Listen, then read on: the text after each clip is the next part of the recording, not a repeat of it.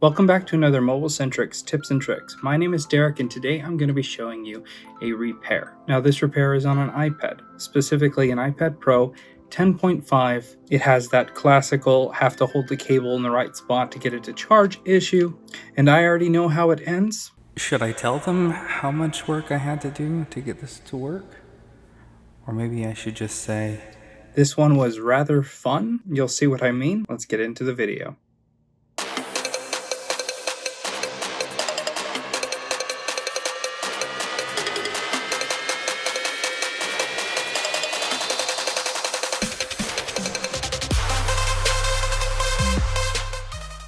Here we've got an iPad Pro 10.5 Wi-Fi and cellular, and they said that it's not charging properly. So the first thing that I'm going to do is we'll get out a TriStar tester here, and we're going to run a quick test on it. It says the charge port is okay and it passes, saying everything works. But let's see what it does on an actual charger here.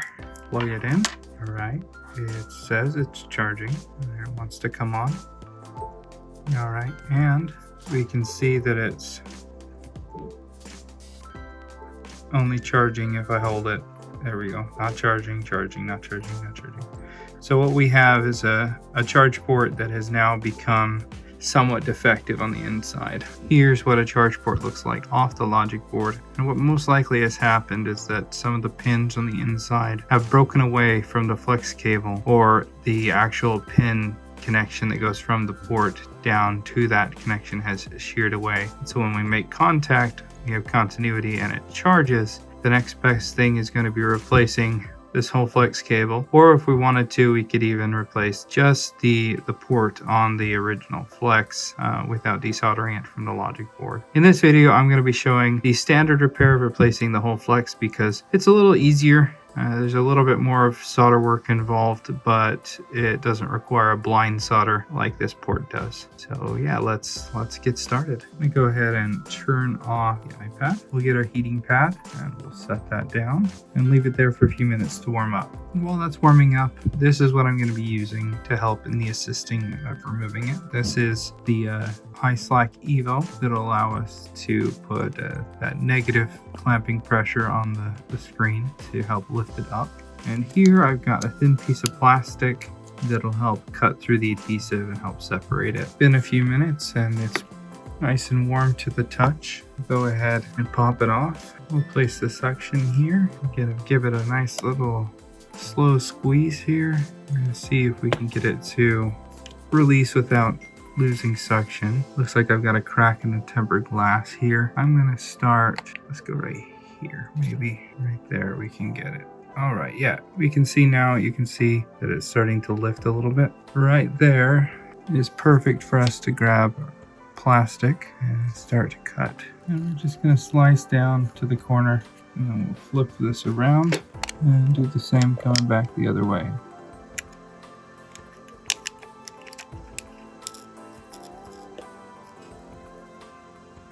Using a piece of plastic will ensure that you don't damage the display with like a pry tool. Alright, move the suction towards the top here. Give it a little bit of tension as well. And see it starting to want to lift there. So now I can insert the plastic, slowly start to cut it through it towards the corner. You can see it bows both sides. And I'm just going to slowly work towards that corner where that thicker adhesive is. See if we can get it to let go. I'm using almost like a sawing motion here to get through that adhesive. There we go. Now we just need to move around to the other corners and work our way down, just like that. And do that all the way around, and the screen will be off. Slice through the adhesive.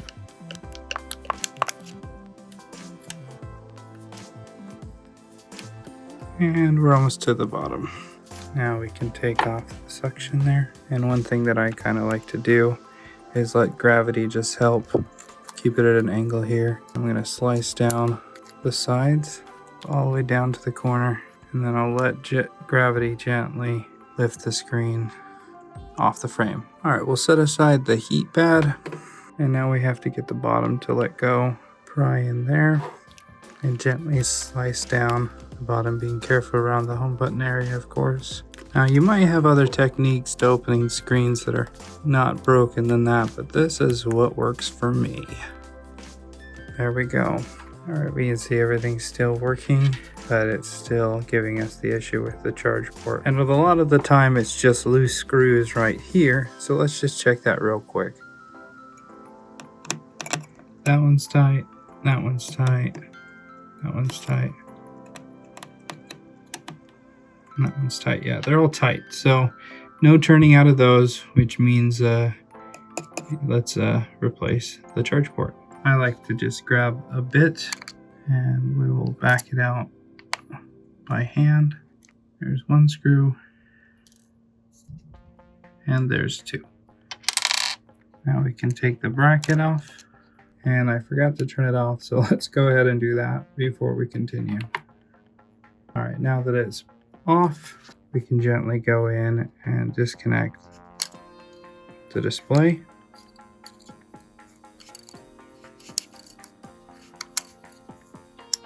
Just like that, and we'll set that aside.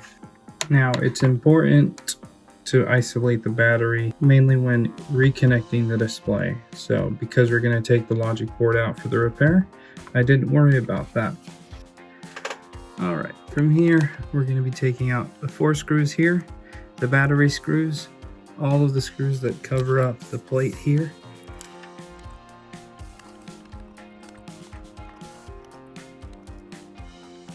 All right, now I'm going to grab the shield here at the top, and we're going to lift. I'm going to get my heat gun out. I'm just going to help warm up this sticker that's holding the shield down.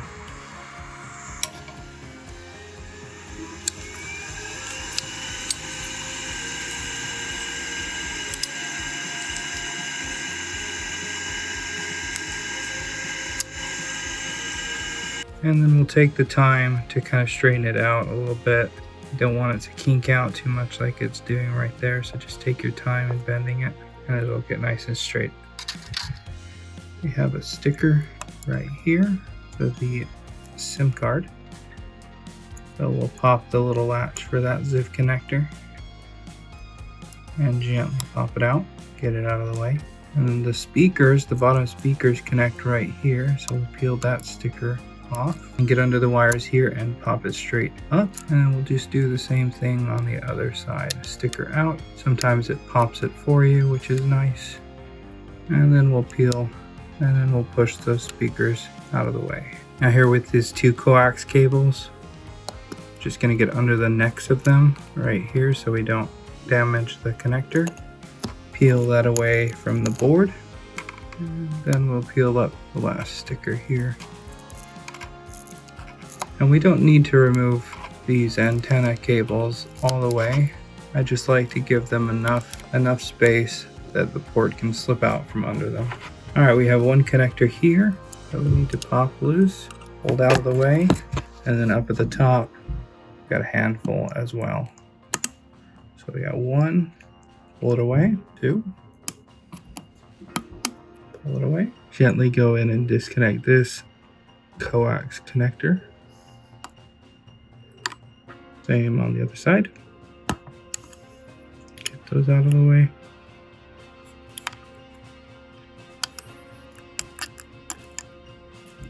Then we can take out the camera.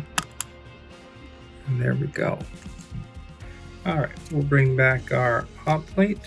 And we're going to warm up the back side of the logic board because it's also adhered just like the shield was. And we're going to be using a spudger to assist in the removal here. So I've created a nice little gap here where we can put some isopropyl alcohol. Start to pry up on the logic board just a little bit. And we'll get the spudger started under there. And then we can add some more isopropyl alcohol. Now we can start to lift the logic board. Go along the edges here. Can add a bunch of isopropyl alcohol.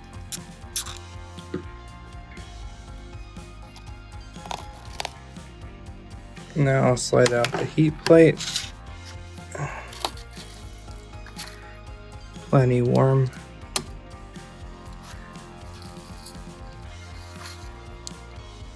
And there, we got the logic board up.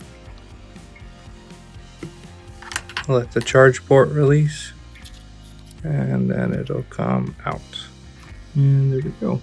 Now we can remove the charge port from the motherboard. In order to do that, first thing we're going to do is get rid of the sticker that's protecting the solder joints. I'll find where it wants to let me under it.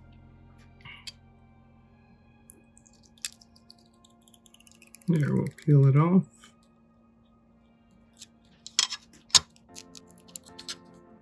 We can save it for later. And now we just need to get the charge port off. Now there are several ways to do this, but I'm going to give you mine. I'm going to take some flux, grab ourselves some 138 low temperature solder, and we're going to apply that liberally. We'll take our soldering iron. We're going to add that 138 and flood the pads on this old connector here. Now we'll get a hold of the corner of the flex cable here, and we'll lift on it just a little bit, add some more flux,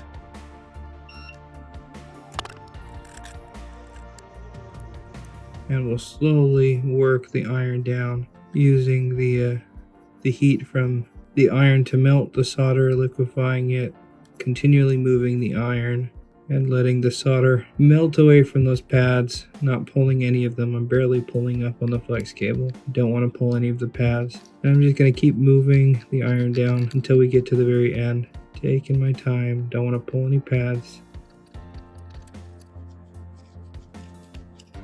There we go, just like that.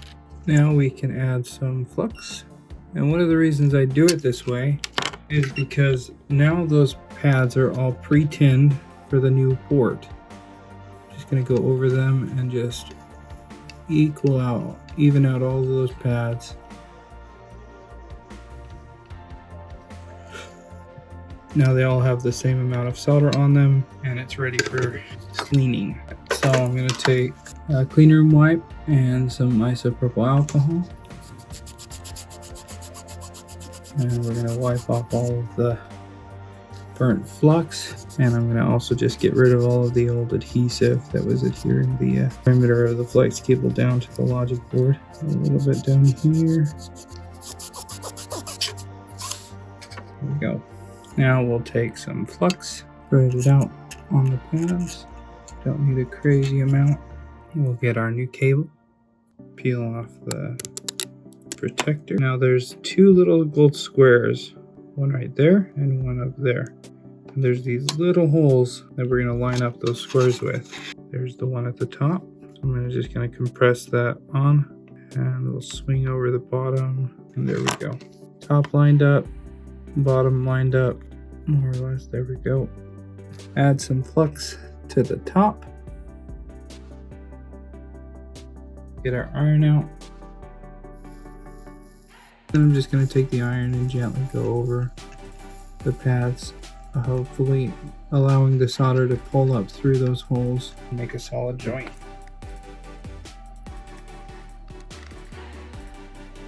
And the more you go over it, the closer the flex cable is going to get to the logic board.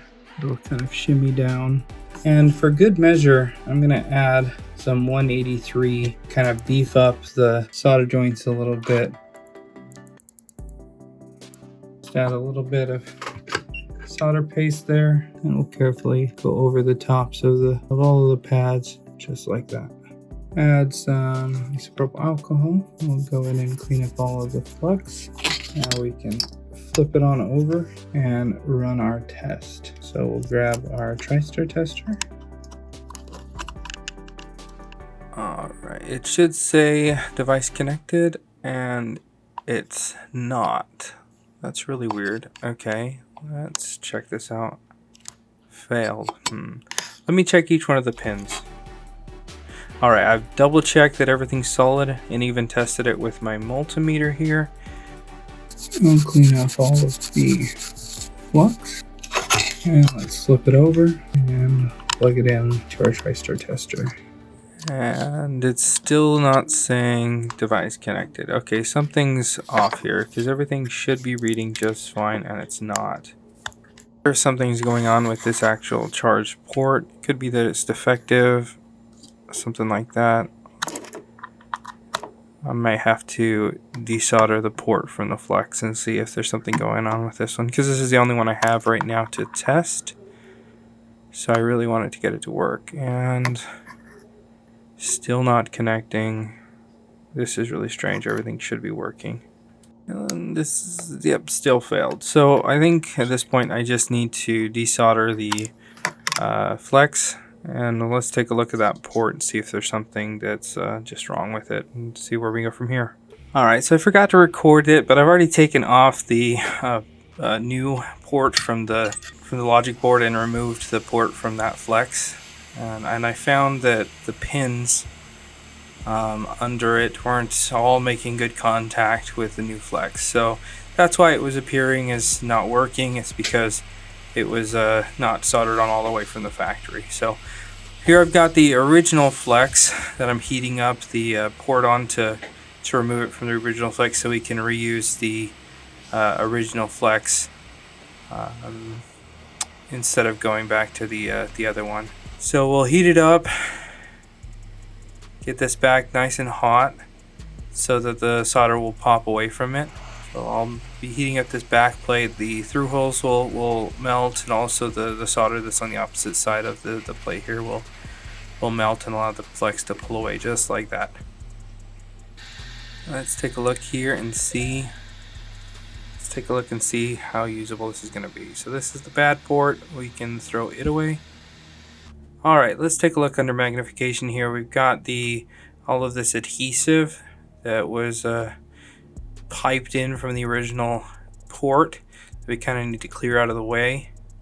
I'm just going to carefully pick at it here with the tweezers, see if we can't remove it. And I don't want it to peel up any of the black paint, because then I'll have to use some UV mask. So I'm just going to try to burn it away with a soldering iron. So I'm going to add some flux here and we'll go in and try to kind of scrape at that old adhesive and try to move it around and move it away. I'm going to kind of just try to push it kind of all towards the front here. We'll leave it on the edge. I think that'll be totally fine, but I need to clear where the actual port is going to sit so there's no unevenness between the flex cable and the port. I'm going to add some 183 solder paste.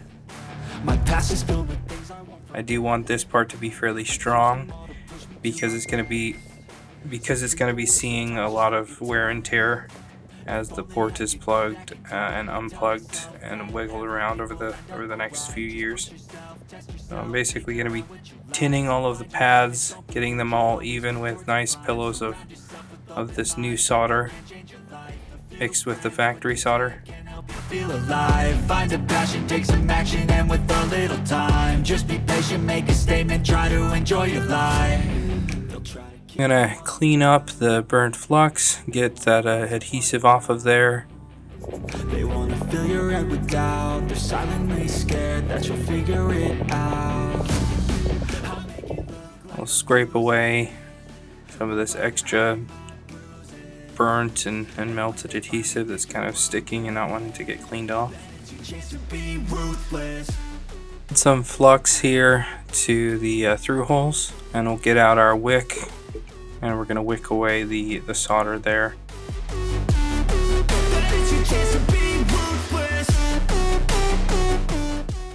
Let's go to the other side and do the same thing.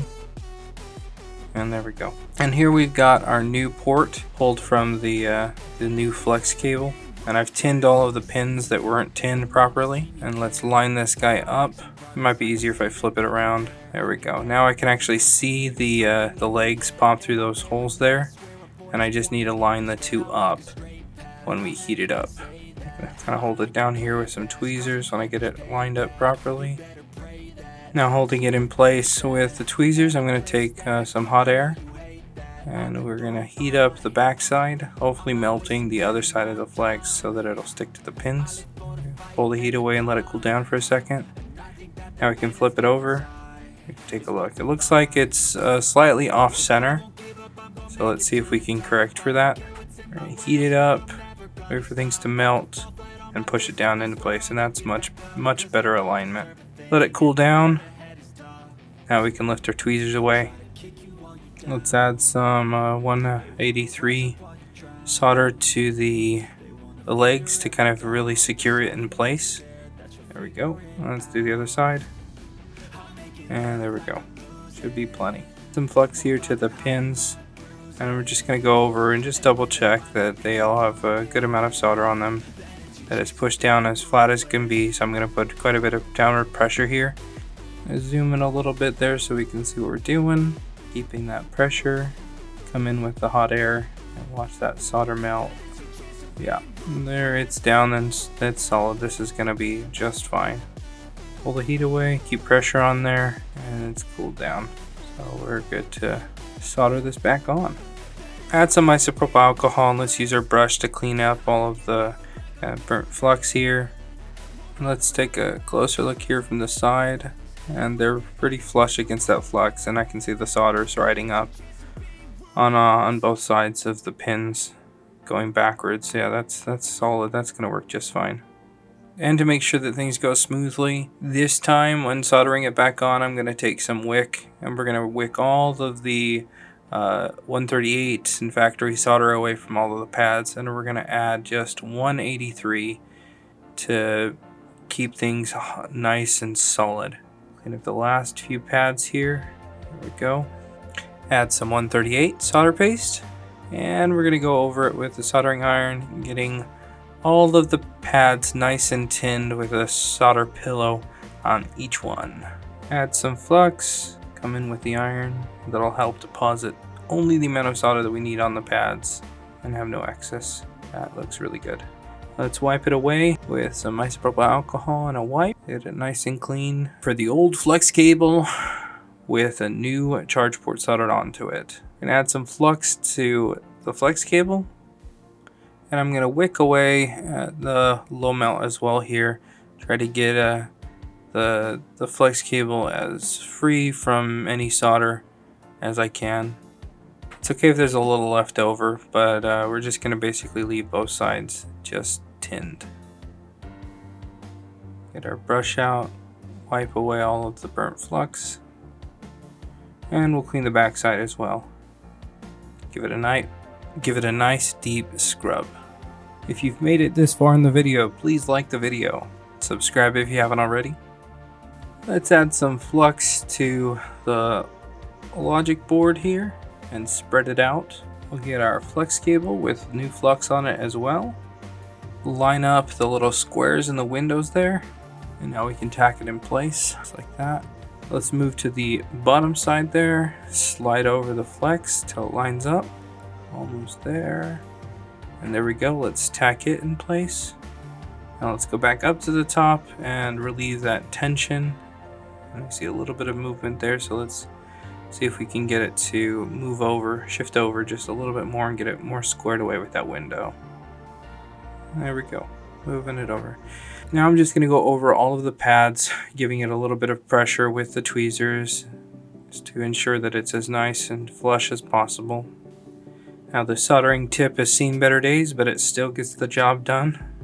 And for good measure, I'm just going to add a little bit more 183 solder paste so that we can get a nice solid joint on every single pad.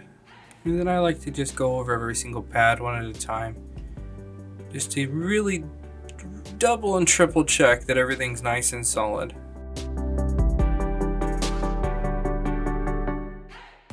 Now that that's done, I'm going to take some isopropyl alcohol and my brush, and let's really clean up all of that flux, any of the solder paste that was left behind. That looks really good, nice clean, should work just fine now.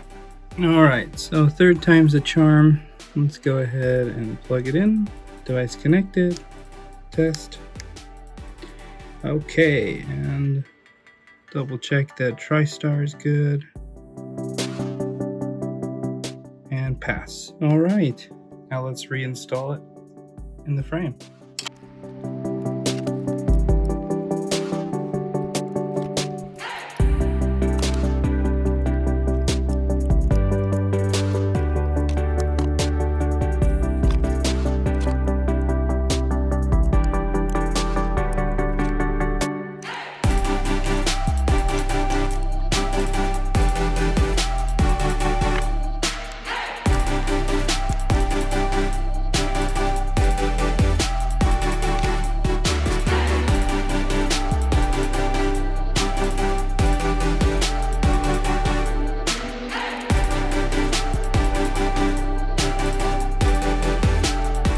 go ahead and connect up the display. Grab our bracket.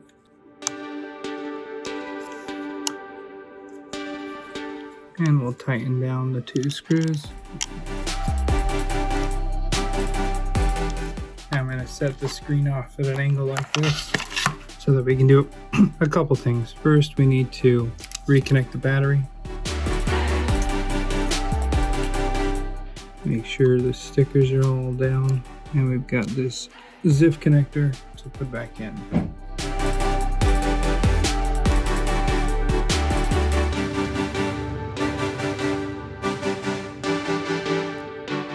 And we'll put the sticker back.